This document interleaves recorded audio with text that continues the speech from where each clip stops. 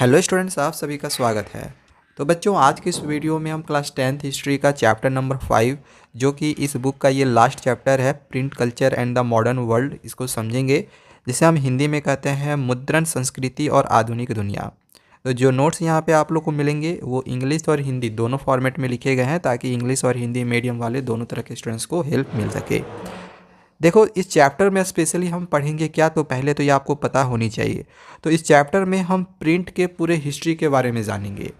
जैसे आज हम जो प्रिंट देख रहे हैं, जैसे बुक में प्रिंट हो रही है, अखबारों में प्रिंट हो रही है, सीबीएसई कोई सर्कुलर निकालती है वो भी प्रिंटेड होते हैं। तो देखा जाए तो अभी के समय में बिना प्रिंट की कल्पना करना एक मुश्किल सा होता है। तो ये जो प्रिंट की हिस्ट्री रही है वो किस तरह से शुरू हुई, कहाँ से शुरू हुई, तो ये सब के बारे में इस चैप्टर में दिया हुआ है। पूरा प्रिंट के हिस्ट्री के बारे में दिया हुआ है और अभी तक का जो भी हिस्ट्री रहा है वो सारी चीज़ें इसमें हम देखेंगे। देखो, यहाँ पे एक इम्पॉर्टेंट चीज़ याद रख लेना कि जो प्रिंट स्टार्ट हुई थी ये ईस्ट एशिया से स्टार्ट हुई थी। ठीक है, ईस्ट एशिया में आपको 3 देश के नाम याद रखने हैं। एक है चाइना, दूसरा है जापान और तीसरा है कोरिया। ठीक है, तो मेनली आपको याद रखना है चाइना, यहीं से प्रिंट की शुरुआत हुई थी। ओके, तो पूर्वी एशिया यानी कि ईस्ट एशिया में हमें चाइना, जापान और कोरिया का नाम याद रखना है, क्योंकि यहीं से प्रिंटिंग शुरू हुई थी। इसके बाद ये यूरोप में गई, देन फिर ये भारत में पूरा फैला। तो यहाँ पे स्पेशली हम इन तीनों जो यहाँ पे देश हैं या फिर कॉन्टिनेंट है, इसके बारे में पढ़ेंगे। पहले तो हम एशिया, ईस्ट एशिया के बारे में जानेंगे कि वहाँ किस तरह से प्रिंटिंग शुरू हुई। इसके बाद फिर यूरोप के बारे में समझेंगे, फिर भारत के बारे में समझेंगे। ठीक है, चलिए, हम लोग का फर्स्ट टॉपिक है द फर्स्ट प्रिंटेड बुक्स। तो जैसे कि अभी हमने कुछ देर पहले आप लोगों को बताया कि जो प्रिंटिंग टेक्नोलॉजी की शुरुआत हुई थी वो ईस्ट एशिया में शुरू हुई थी। जैसे जो स्टार्टिंग हुई थी वो चाइना, जापान और कोरिया। यहाँ पे हम इन 3 देशों की बात करेंगे, स्पेशली हम चाइना का बात कर रहे हैं यहाँ पे। ठीक है, और यहाँ पे जो प्रिंटिंग होती थी ना, वो हैंड प्रिंटिंग होती थी, हाथों से प्रिंटिंग किया जाता था। लगभग देखा जाए तो 594 ईयर्स में ही, मतलब उस समय क्या था कि वुड ब्लॉक प्रिंटिंग सिस्टम को इंट्रोड्यूस किया गया था, शुरू किया गया। वुड ब्लॉक प्रिंटिंग सिस्टम में क्या होता था, तो इस तरह से लकड़ियों का एक, देखा जाए तो लकड़ियों को काट कर कुछ लेटर्स वगैरह बनाए जाते थे, या कुछ वर्ड्स वगैरह बनाए जाते थे, कुछ फिगर्स बनाए जाते थे लकड़ियों को काट काट कर। देन इसके ऊपर क्या किया जाता था कि इसके ऊपर पेपर को रख दिया जाता था इंक डालकर।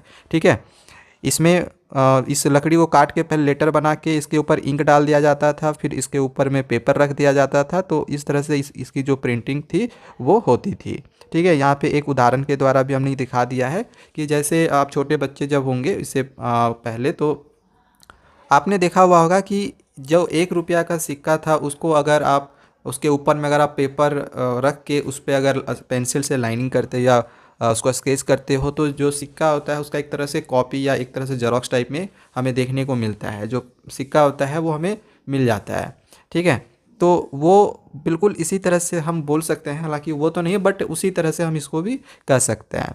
ठीक है, अगर हम बात करें कि वुड ब्लॉक प्रिंटिंग की क्या लिमिटेशंस रही है, क्या कमियां रही हैं, तो इसकी जो कमी रह गई थी वो उसके पेपर के क्वालिटी में रह गई थी। उसकी जो पेपर की क्वालिटी थी वो थिन थी, यानी पतली थी और पोरस थी। पोरस कहने का मतलब था है कि उसमें छोटे छोटे छेद हुआ करते थे। ठीक है, तो जिसके वजह से दोनों साइड में प्रिंटिंग कर पाना पॉसिबल नहीं था। जैसे कि अभी भी अगर आप देखो तो जेल पेन से अगर आप कॉपी में लिखते हो तो कैसे कॉपी के दूसरे साइड में वो जेल पेन आ जाता है। ठीक है, मतलब जो पेन का जो इंक होता है वो आर पार हो जाता है। अब आर पार हो जाएगा तो पीछे लिखोगे तो वो आपको अच्छे से दिखेगा नहीं। सो इस वजह से जो पेपर होता था, पेपर के एक ही साइड में लिखा जाता था, दूसरे साइड में नहीं लिखा जाता था। ठीक है, इस वजह से एकॉर्डियन बुक को इंट्रोड्यूस किया गया। एकॉर्डियन बुक को यहाँ पे दिखाया गया है कि इसको इस तरह से लिख कर इसको इस तरह से मोड़ा जाता था। ठीक है, पेपर को मोड़ने के बाद इसको इन किताबों को सील भी दिया जाता है। ठीक ठीक है ना, इसको इस तरह से मोड़ने के बाद इनको सीला भी जाता था। अब इसके बाद आगे यहाँ पे दिया हुआ है कि superbly skilled craftsman could duplicate with remarkable accuracy the beauty of calligraphy. अब यहाँ पे कैलीग्राफी का बात किया गया है, यानी कि जो बुक हमने तैयार कर लिया, अब इस बुक का अगर हमें डुप्लीकेट कॉपी निकालना रहता था, इसका मान के चलो एक तरह से हम बोल सकते हैं जेरोक्स क्या करना रहता था, तो वो कैलीग्राफी के द्वारा किया जाता था। ठीक है, कैलीग्राफी को हम लोग कहते हैं हिंदी में सुलेखन। तो जो भी स्किल्ड क्राफ्ट्स मैन लोग थे वो बहुत ही अच्छे से इसकी जो थी वो उनकी कॉपी कर देती थी। ओके, कैलीग्राफी क्या होता है? तो कैलीग्राफी के बारे में भी यहाँ पे दिया हुआ है कि the art of beautiful and stylish writing is called calligraphy. यानी कि वो मतलब कि सुंदर और स्टाइलिश लिखने की जो कला होती है उसको हम कैलीग्राफी कहते हैं। ठीक है, तो यहाँ पे इस तरह से पहले एक एक बुक को निकाल लेने के बाद उसको कैलीग्राफी के द्वारा उसका एक तरह से डुप्लीकेट कॉपी निकाल लिया जाता था।